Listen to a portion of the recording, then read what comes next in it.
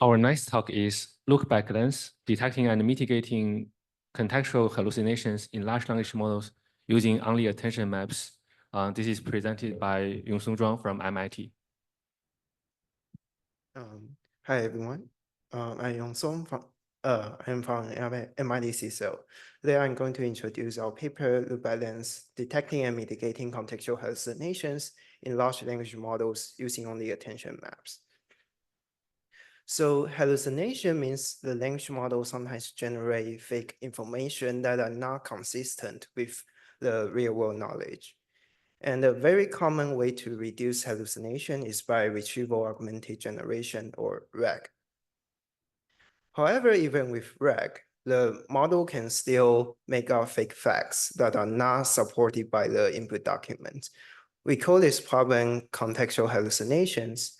And in this paper, we only focus on this simple setting without consider any other types of hallucination, because contextual hallucination itself is really important in many applications that requires document inputs. So to study this issue, we first look at how frequently a Llama 2 model will generate contextual hallucinations on the summarization and question answering tasks. We use GPT-4o to evaluate the Llama 2's response and compare to the ground truth response with a reference to the original document. We found that in 1/3 to half of the time, the model are still generating some responses not fully supported by the input documents. So motivated by this result, we try to think about how can we use the internal representations from the model to detect and mitigate the contextual hallucinations. We hypothesize that the attention maps in the language model may be closely tied to the contextual hallucination because they can provide a meaningful measure of how the model's attention was given to the context. So we try to use the signals from the attention maps for detecting contextual hallucinations. So first of all, we propose to extract a very simple feature called loopback ratio. Given the transformer language model and the input document and the prompt, the model will generate the response. And we can take the attention weights and split the attention weights into two parts. The first part is the attention over the given context. The second part is the attention over the newly generated tokens. We take the average of both parts, and then we calculate the ratio of the first part relative to the sum of them. We call this ratio loopback ratio. And we can do the same operation for all the attention heads in all the transformer layers, ending up with a feature vector. And given the span of interest, we can obtain multiple these feature vectors and then average them into a single vector. And then we just feed this vector into a linear classifier to predict if the span contains any hallucination. So that's the framework for our loopback lens method. For the experiment, we use Llama 2 model and we generate responses on the summarization and question answering tasks. And we use GPT-4o to obtain the span level annotations. And we also do a human reevaluation to verify that 97% of the GPT-4 annotation are correct.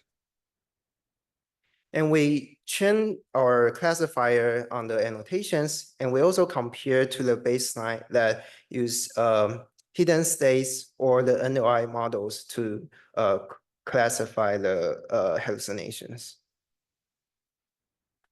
And for the prediction task, we have two different settings.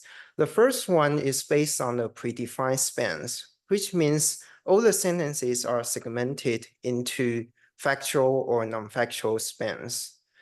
And it's a very ideal setting, but it's not practical because the segmentations are not available when the model is decoding new sentences. And the second one is a sliding window setting, which means the spans can be any position of the sentences. So it's a more practical setting that we can use for language model decoding. And we perform this task on the two-fold validation setting on the same task or the cross-task transfer setting from summarization to QA or from QA to summarization. And we use AUROC as the evaluation metric. For the experiment, we can see that the hidden state-based classifier achieved perfect performance on the same task setting. But when transferred to another task, the performance drops significantly, which means the classifier may be overfitting to the rich information in the hidden state feature vectors. However, our Lookback Lens didn't achieve perfect performance on the two-fold validation same task setting, but when transferred to another task, it can achieve much better performance. And the result here is already slightly better than using a NLI model that can access the actual text from the model outputs. So this result indicates that although the Lookback Lens didn't access the semantic information like hidden states or NLI models, the information from the attention maps is already a very strong signal for detecting contextual hallucinations. So after getting good results for detecting hallucinations, we try to leverage Lookback Lens in the language model decoding process. So at any time step, we use the model to decode multiple candidates within a given chunk size.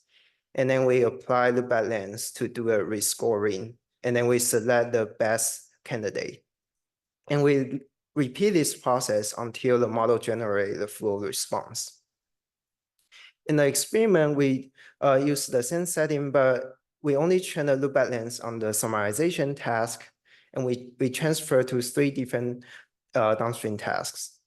And we compare to the baseline that is also language model decoding, but with the guidance from hidden state-based classifier or from the NLI model. So if you use the hidden state classifier to guide language model decoding, you cannot get consistent improvement on these tasks. But when we use Lookback Lens to guide the decoding, we can get a much better improvement on these downstream tasks.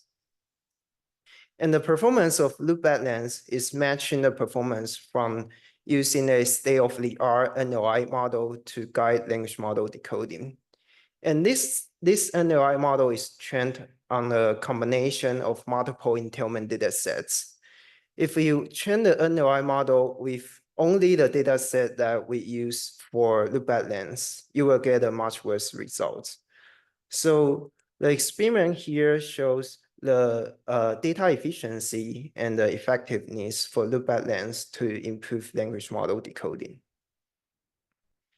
For the analysis, we first tried the cross-model transfer setting from the Llama 7B model to the Llama 13B model because they all share the same kinds of attention mechanism.